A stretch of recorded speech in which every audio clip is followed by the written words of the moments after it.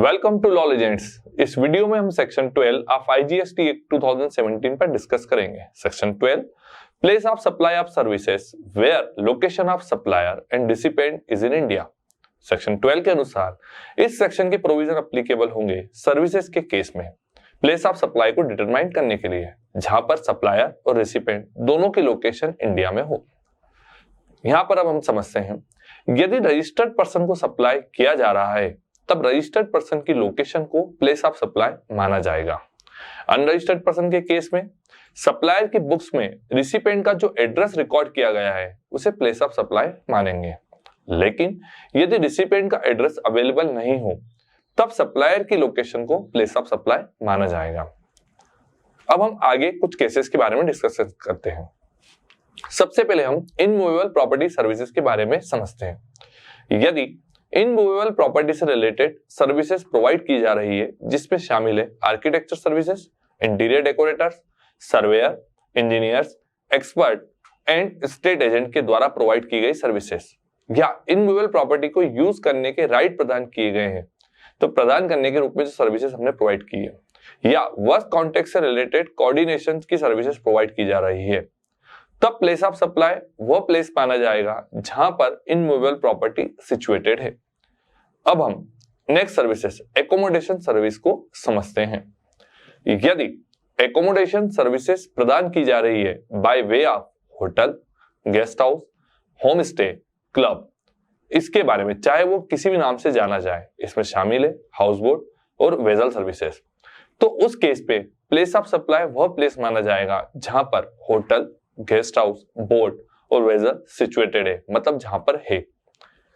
अब हम बात करते हैं इनमूवेबल प्रॉपर्टी को मैरिज या रिसेप्शन के लिए दिया गया है, साथ ही सच प्रॉपर्टी को official, social, culture, religious and business function के लिए दिया गया है। उस केस में प्लेस ऑफ सप्लाई माना जाएगा वह प्लेस जहां पर इनमूवेबल प्रॉपर्टी सिचुएटेड है। लेकिन इनमूवेबल प्रॉपर्टी बोट, वेजल जो कि आउटसाइड इंडिया में है तब रिसिपिएंट की लोकेशन को प्लेस ऑफ सप्लाई माना जाएगा। यहां पर हम एक एक्सप्लेनेशन की बात करते हैं।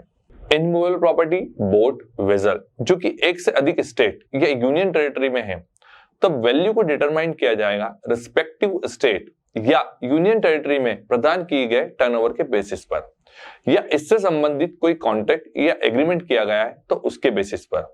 लेकिन यदि कोई कॉन्ट्रैक्ट या एग्रीमेंट नहीं है तब कोई अन्य तरीका जो प्रिस्क्राइब किया गया है उस तरीके से हम प्लेस ऑफ सप्लाई को डिटरमाइन करेंगे।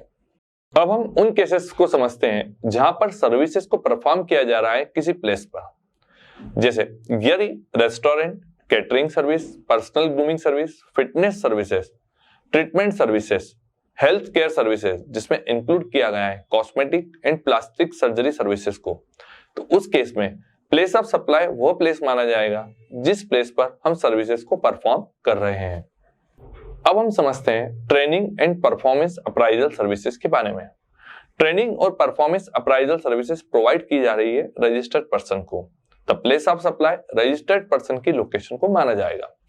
लेकिन यदि ये सभी सर्विसेज किसी अनरजिस्टर्ड पर्सन को प्रोवाइड की जा रही है तब प्लेस ऑफ सप्लाई वह प्लेस माना जाएगा जिस प्लेस पर सर्विसेज को एक्चुअल में परफॉर्म किया जा रहा है, मतलब वो प्लेस जहां पे सर्विसेज प्रोवाइड की जा रही है। अब हम नेक्स्ट सर्विस को समझते हैं एडमिशन टू इवेंट सर्विसेज। ये सर्विस प्रोवाइड की जा रही है administrative, culture, artistic, sporting, scientific, educational, entertainment event, amusement park या उससे रिलेटेड कोई सर्विसेज, तब प्लेस ऑफ सप्लाई वह प्लेस माना जाएगा जहां पर हमने इवेंट आयोजित किया है या जहां पर ये हमने पार्क की है। अब हम समझते हैं ऑर्गेनाइजेशन या इवेंट सर्विस को जो प्रोवाइड की जा रही है in relation to admission to culture, artistic, sporting, scientific, educational, entertainment event के साथ ही जिसमें शामिल है कॉन्फ्रेंस, फेयर, एग्जीबिशन, सेलिब्रेशन या कोई सिमिलर इवेंट या अन्य कोई इनसे रिलेटेड कोई सर्विसेज किसी रजिस्टर्ड पर्सन को प्रोवाइड की जा रही है तब place of supply registered person की लोकेशन को माना जाएगा।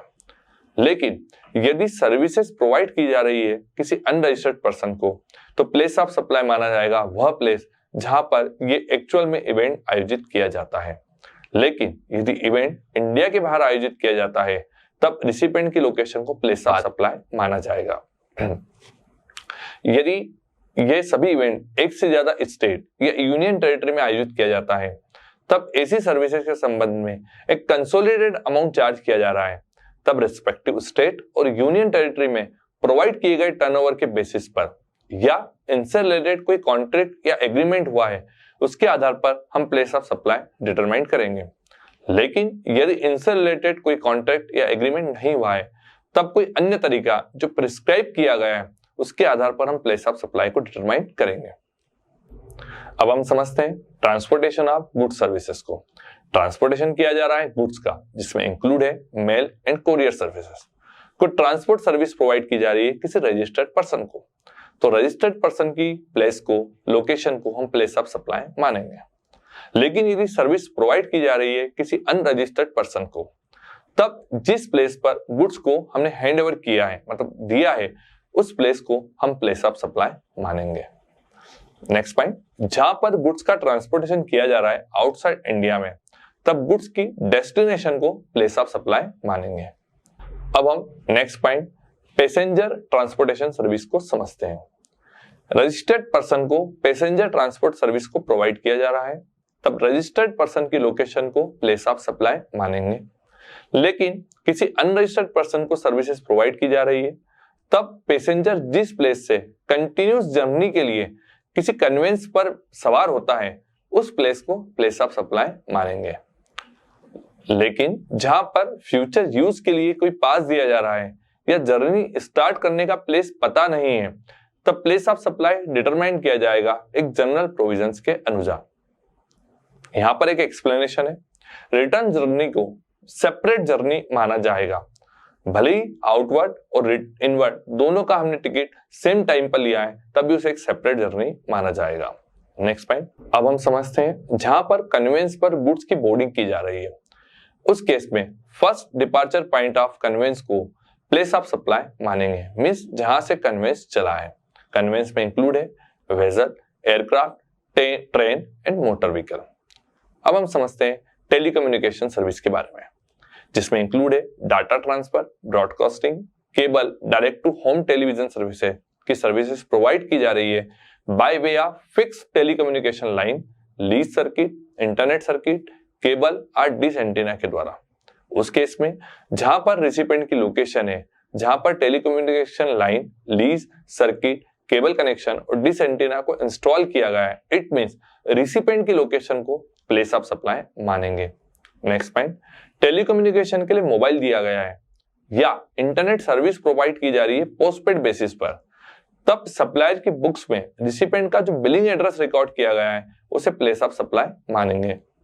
इन case of prepayment basis voucher के द्वारा अन्य किसी माध्यम से मोबाइल कनेक्शन, इंटरनेट सर्विस या direct to home DTH service provide की जा रही है, उस केस में सेलिंग एजेंट, रीसेलर या डिस्ट्रीब्यूटर के द्वारा आइडेंटिफाई मॉड्यूल कार्ड, जो स्क्रैच कार्ड या रिचार्ज वाउचर के द्वारा जब सेलिंग एजेंट की लोकेशन को हम प्लेस ऑफ सप्लाई मानेंगे।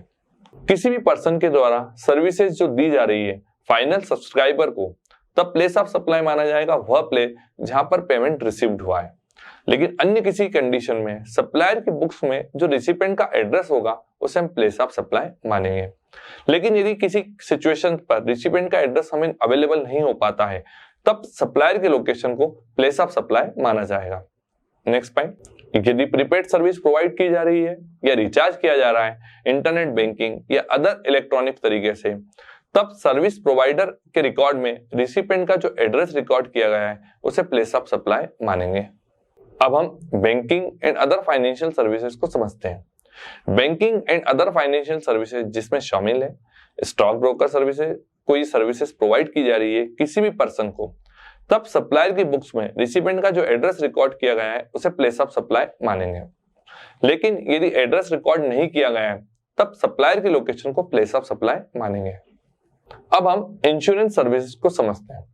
रजिस्टर्ड पर्सन को इंश्योरेंस सर्विस प्रोवाइड की जा रही है, तब रजिस्टर्ड पर्सन की लोकेशन को प्लेस ऑफ सप्लाई मानेंगे।